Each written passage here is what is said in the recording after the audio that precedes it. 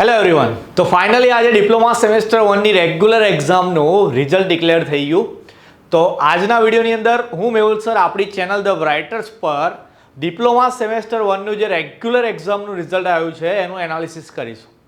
હવે રિઝલ્ટ ઘણા બધા સ્ટુડન્ટ્સના ફેવરમાં આવ્યું છે, મતલબ કે ઘણા બધા સ્ટુડન્ટનું સારું એવું રિઝલ્ટ આવ્યું છે. આપણી ટેલિગ્રામ ચેનલ પરથી ઘણા બધા વિદ્યાર્થીઓએ પોતાના રિઝલ્ટ પર્સનલમાં મને સેન્ડ કરેલા છે.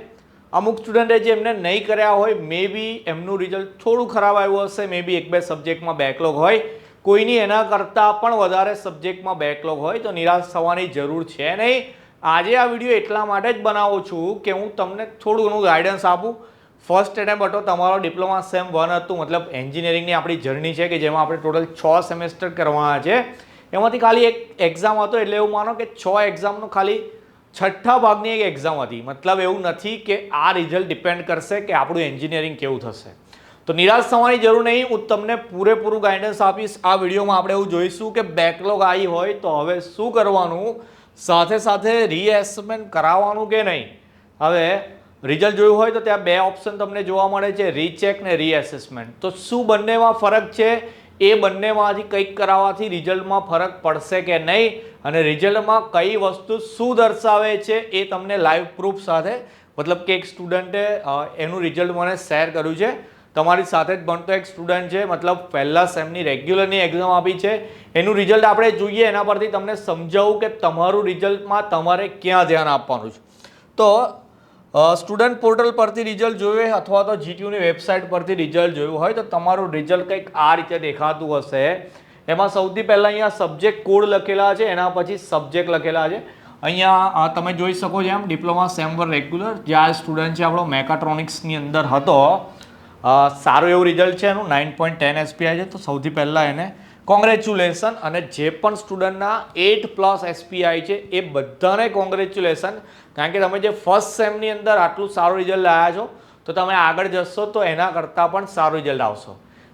અને જે નથી લાયા સારું રિઝલ્ટ, મતલબ કે એ લોકોના 8ની નીચે છે, એમને પણ કોંગ્રેચ્યુલેશન, કારણ કે મેં તમને કીધું એમ કે ફક્ત એક સેમ હતું આપણું એન્જિનિયરિંગ જર્નીનું, તો એના પરથી બહુ આપણે હતાશ કે નિરાશ થવા નથી. ઓકે, ચાલો આપણે અહીંયા જ આવીએ.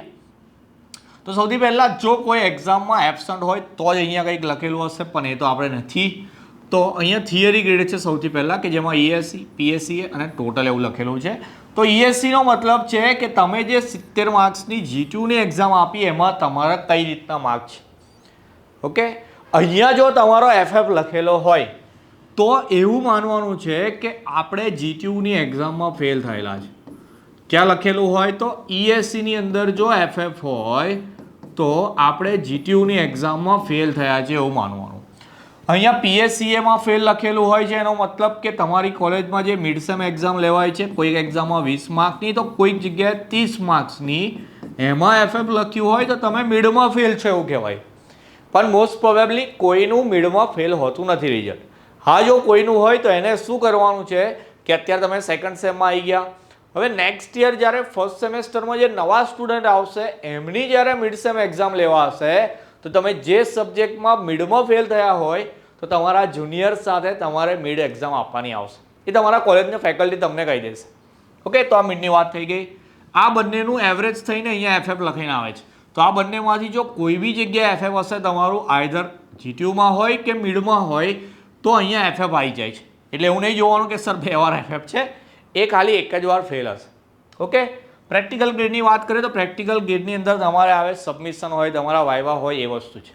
કોઈ સબ્જેક્ટનું કોઈ સ્ટુડન્ટે સબમિશન નહીં કરાયેલું હોય તો તમને અહીંયા FF જોવા મળશે.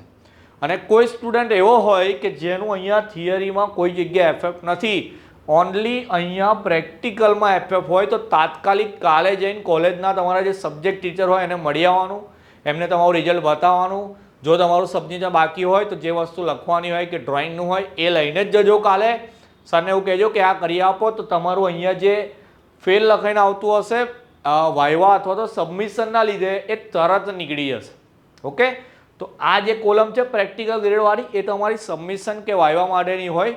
જો એમાં કોઈ ફેલ હોય તો એને ના તો જીટીયુની એક્ઝામ આપવાની છે કે ના તો મિડની એક્ઝામ આપવાની છે, એને જસ્ટ ખાલી સબમિશન કરાવવાની. ઓકે, તો આ રીતનું આપણું રિઝલ્ટ હોય છે અહીંયા તમારી ટોટલ બેકલોગ લખેલી હોય કે તમે ફર્સ્ટ સેમની અંદર મે બી જો 2 સબ્જેક્ટમાં હોય તો ટોટલ બેકલોગમાં 2 લખેલું હોય, 3 હોય તો 3 લખેલું હોય.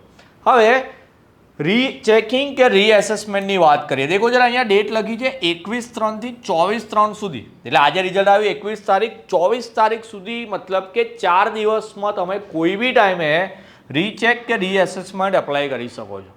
કેવી રીતે કરવાનું છે? તો તમે જ્યારે અહીંયા રીએસેસમેન્ટ પર ક્લિક કરશો, જો રીચેકિંગની અંદર ખાલી ટોટલ ચેક થાય કે ભાઈ તમારું ટોટલ બરાબર છે કે નહીં, તો રીચેક કરવાનો તો કોઈ જ મતલબ નથી. જો તમને ડાઉટ લાગતો હોય કે સર હું એ બરાબર લખ્યું હતું, કમ્પ્લીટ લખ્યું હતું, 100% હું આમાં પાસ થઈ જાઉં તો બી ખબર નહીં કેમ ફેલ થઈને આવ્યો, તો જીટીયુમાં કોઈક વાર એવી ભૂલ થતી હોય છે.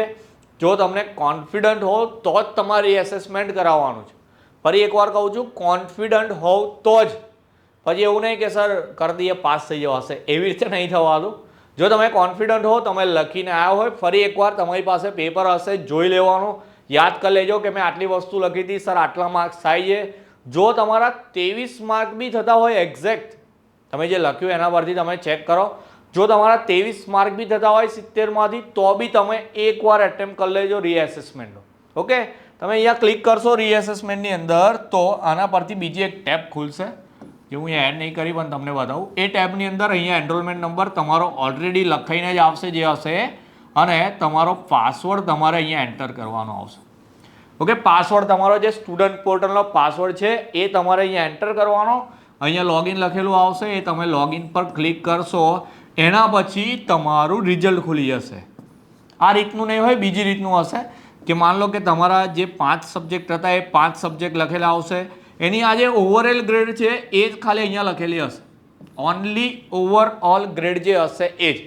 તો ઓવરઓલ ગ્રેડમાંથી માન લો કે બીજા નંબરના સબ્જેક્ટમાં ફેલ હતા તો અહીંયા આવી રીતે FF લખેલું હશે. માન લો લાસ્ટ સબ્જેક્ટમાં હશે તો તમે અહીંયા FF લખેલું હશે. આવું ટીક કરવાનું ઓપ્શન હશે તો તમે મોબાઈલમાં અહીંયા 2 જગ્યાએ ટીક કરી દો. અહીંયા પેલું ટર્મ્સ એન્ડ કન્ડિશન હશે, ત્યાં બી તમારે ક્લિક કરવાનું.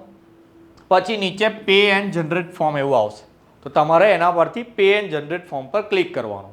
તમે 2 સબ્જેક્ટ પર ક્લિક કર્યું છે, પછી પે એન્ડ જનરેટ ફોર્મ પર ક્લિક કર્યું, તો એના પછી નેક્સ્ટ તમારી એક ટેબ આવશે કે એમાં તમારું નામ લખેલું હશે, તમારો એનરોલમેન્ટ નંબર, તમે કઈ જગ્યાએ મતલબ કે કઈ બ્રાન્ચમાં છો એ લખેલું હશે, તમારા કેટલા રૂપિયા થયા. રીએસેસમેન્ટ માટે પર સબ્જેક્ટના 250 રૂપીસ છે પર સબ્જેક્ટના, અને મેક્સિમમ 2 સબ્જેક્ટમાં કરાવવાનું. અને મેં તો કહું છું જેમાં કોન્ફિડન્ટ હોય એમ જ કરાવવાનું. પછી એવું નહીં કે ચાન્સ લઈને બધા કરાવી દઈએ, પૈસા જશે અને રિઝલ્ટમાં કોઈ ફેરફાર નહીં આવે. કોન્ફિડન્ટ હો એ જ સબ્જેક્ટમાં કરાવવાનું. તો પર સબ્જેક્ટના 250 રૂપીસ છે. તો બીજી જે ટેબ ખુલશે એમાં લખેલું આવશે કે ભાઈ તમારા 2 સબ્જેક્ટના કર્યા તો 500 રૂપીસ થયા છે. ફરી એક જગ્યાએ ટીક કરવાનું આવશે, તમે કન્ફર્મ છો કે નહીં. એના પછી પેમેન્ટનો ઓપ્શન આવે છે, તમે યુપીઆઈથી કે ગમે તે રીતે તમે પેમેન્ટ કરી દો. ઓકે, ઘરમાં કોઈ યુપીઆઈ વાપરતું હોય તો પેટીએમ, જીપે, કોઈ બી રીતે તમારે પૈસા જનરેટ કરવાના, એટલે તમારું એપ્લિકેશન ફોર્મ આવી જશે. એકવાર રીએસેસમેન્ટ અપ્લાય કરો તો આમ તો 15 થી 20 દિવસમાં રિઝલ્ટ આવી જાય છે, પણ આ વખતે જે રીતે એક્ઝામમાં ડિલે આવે છે, 3rd સેમનું 5th સેમનું બી હજુ રીએસેસમેન્ટ નથી આવ્યું, તો આપણે બી એવું માની લઈશું કે આજે આપણે એપ્લાય કરીશું તો મહિના પછી રીએસેસમેન્ટનું રિઝલ્ટ આવશે. ઓકે, સેમ રીતે અત્યારે આપણે જે રીતે રિઝલ્ટ જોયું સેમ 1 રેગ્યુલર, તો એ એવી રીતે જ રીએસેસમેન્ટનું રિઝલ્ટ ડિક્લેર થશે. હું નોટિફિકેશન આપીશ તમને જ્યારે ડિક્લેર થશે ત્યારે.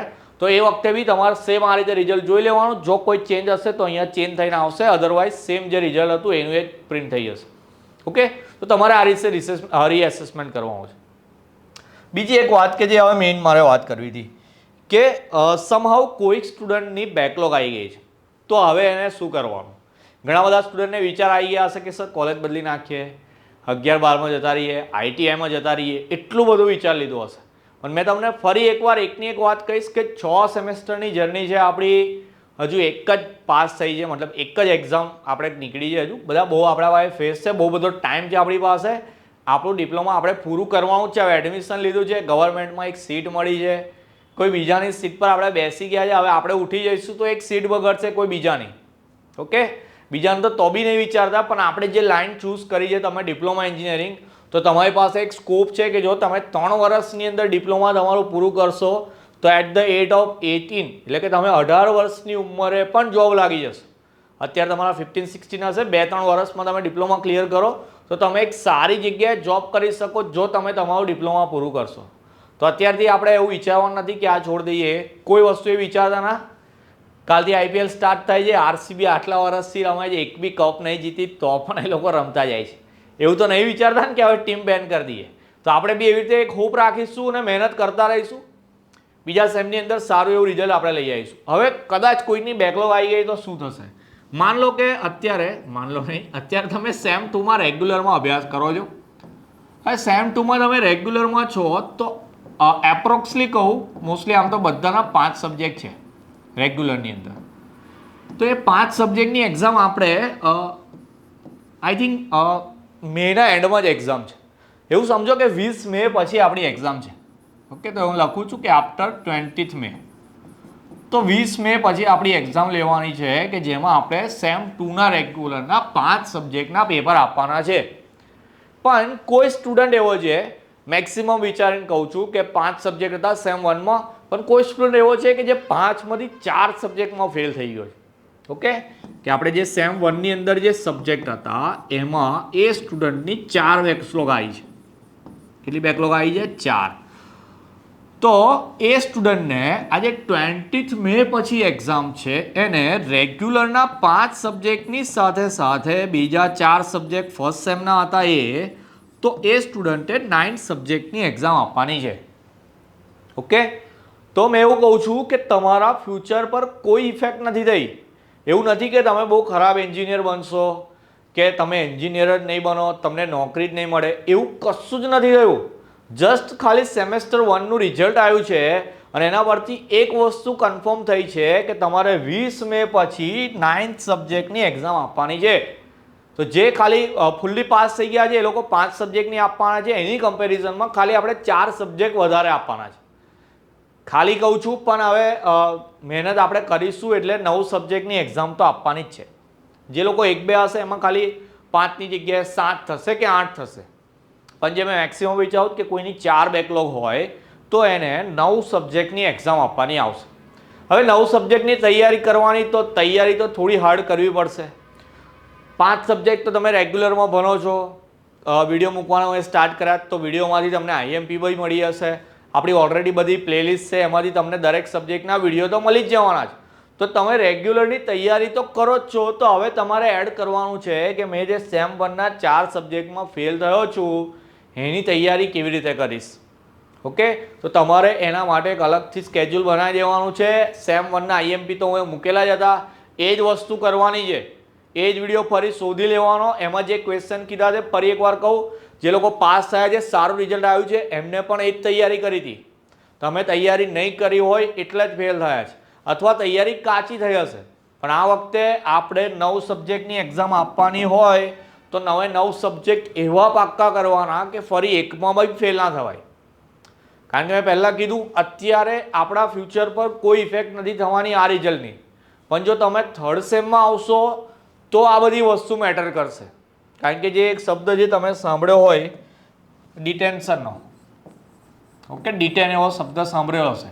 તો આ જે ડિટેન્શન જે વસ્તુ છે એ આફ્ટર 3rd સેમ ઇફેક્ટ કરે છે. 2nd સેમમાં તો એની કોઈ અસર નહીં થતી. કારણ કે ડિટેન્શનનો રૂલ છે એકદમ બેઝિક સિમ્પલ કહું કે તમે જે સેમેસ્ટરમાં એન્ટર થવાના હોય, ઓકે, તમે જે સેમેસ્ટરમાં એન્ટર થવાના હોય એનું જે પ્રીવિયસ સેમેસ્ટર હોય, કયું? પ્રીવિયસ સેમેસ્ટર, એની સિવાય એટલે આને છોડીને આગળ તમે જેટલા બી સેમેસ્ટરમાં હોવ એમાં ટોટલ થઈને 5 બેકલોગ ના થવી જોઈએ.